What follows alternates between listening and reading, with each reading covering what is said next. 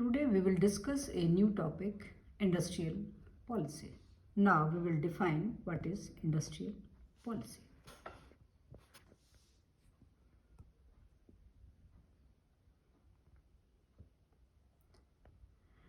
Industrial policy means rules, regulations, principles, policies and procedures laid down by the government for regulating, developing and controlling industrial undertakings in the country.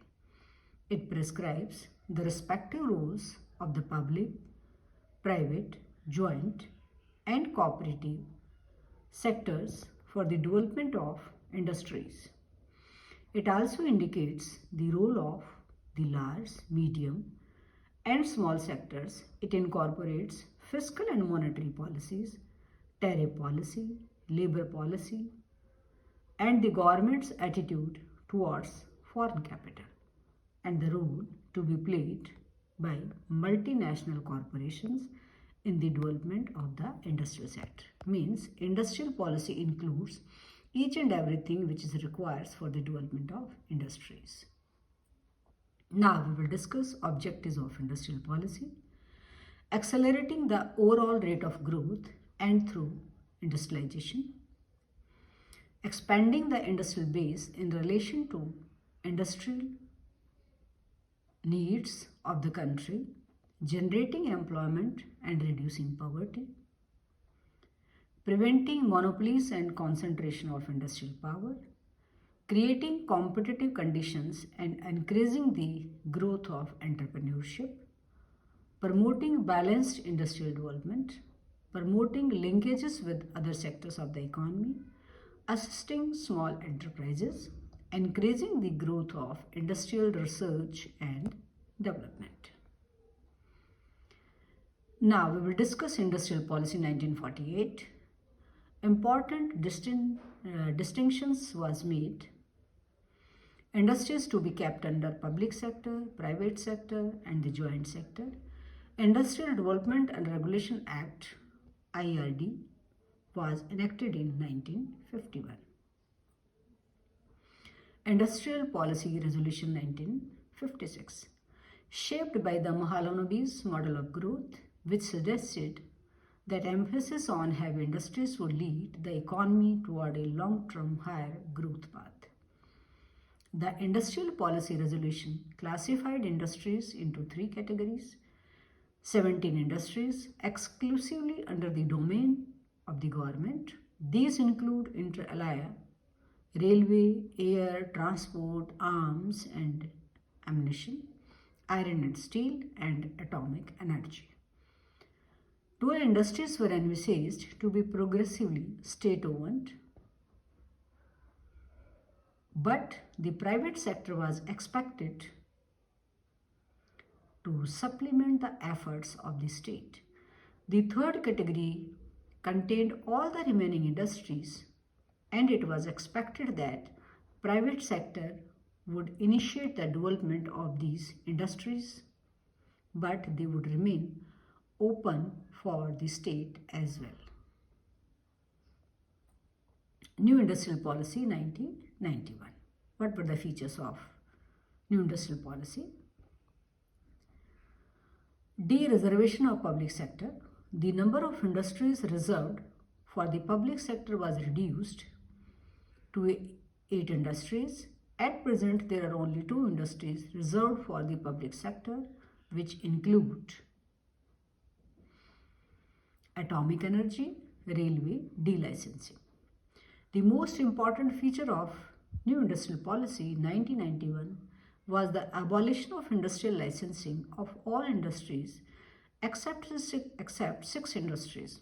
These 6 industries are of social and strategic concerns. These 6 industries are as hazardous chemicals, alcohol, cigarettes, industrial explosives, defense products, drug and pharmaceuticals. So specifically these 6 industries were for the social development. New Industrial Policy 1991. Disinvestment of public sector. The New Industrial Policy 1991 permitted disinvestment of public sector units. Disinvestment is a process of selling government equity in public sector units in favor of private parties. Means selling the share of public sector in the hands of private parties, that is called disinvestment. Disinvestments aim at certain objectives: to provide better customer services,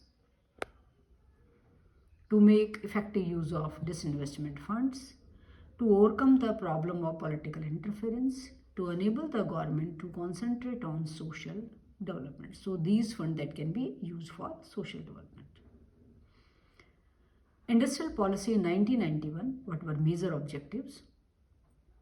The government decided to take a series of initiatives in respect of the policies relating to the following areas: industrial licensing, foreign investment, foreign technology agreements, public sector policy. So these were the four major objectives of industrial policy in 1991. Industrial policy 1991, there are some issues for its evaluation. The government recognizes the need for social and economic justice to end poverty and unemployment, and to build a modern, democratic, socialist, prosperous, and forward-looking India. India to grow as a part of the world economy and not in isolation.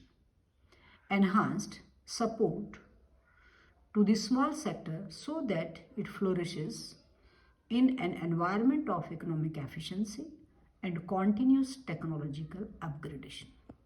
Enhancing or emphasis on building our ability for imports through our own foreign exchange earnings.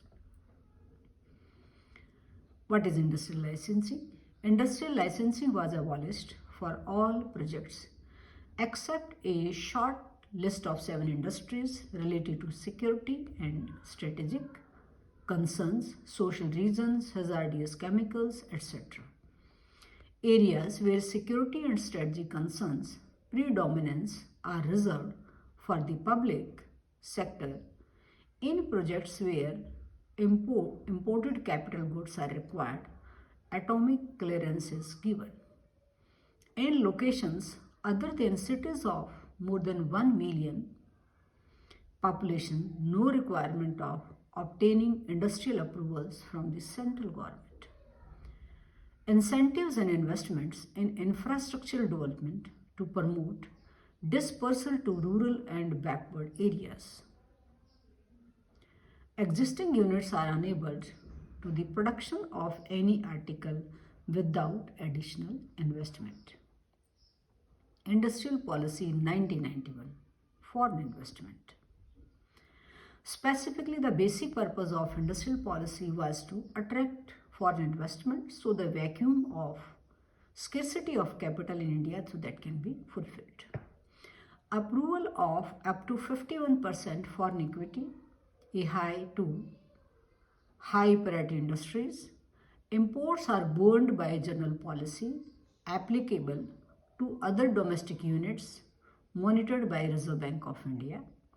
Other foreign equity proposals not covered above need prior clearance.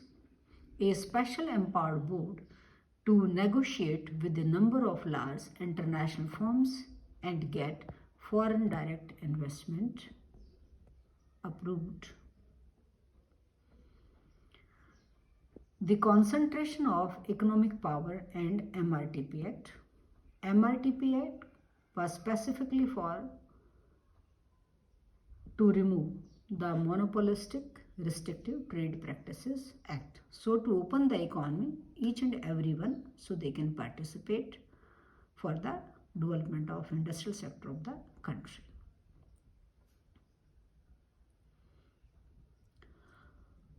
We will discuss this in our next part of lecture, which you will see on my channel, Professor Santosh Nandal. Please like and subscribe this channel. If you do have any question, query or comment, put in comment box. I'll reply. Thank you very much.